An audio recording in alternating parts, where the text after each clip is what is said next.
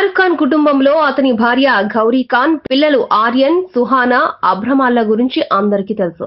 కానీ షారుఖ్ సోదరి షెహనాజ్ లల్లు ఖాన్ గురించి మాత్రం ఎవ్వరూ చెప్పుకోరు. అసలు షారుఖ్ కి ఓ సోదరి ఉందనే విషయం కూడా ఎవ్వరికీ తెలీదు. షెహనాజ్ కి ఇప్పుడు 58 ఏళ్లు. షారుఖ్ తండ్రి మీర్ తాజ్ మహమ్మద్ 1981లో క్యాన్సర్ తో చనిపోయారు. ఆయన చనిపోయినప్పుడు షెహనాజ్ ముంబైలో లేరు.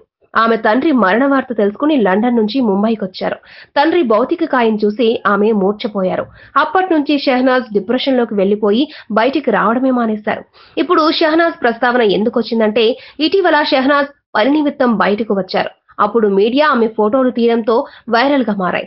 ఎందుకంటే ఇప్పుడు షెహనాజ్ నిజంగా షారుఖ్ సోదరేనా అని అనిపించేలా ఉన్నారు. షెహనాజ్ డిప్రెషన్ లోకి వెళ్లిపోవడంతో షారుఖ్ ఆమె వెన్నంటే ఉంటూ మామూలు మనిషయ్యేలా దగ్గరుండి చూసుకున్నారు.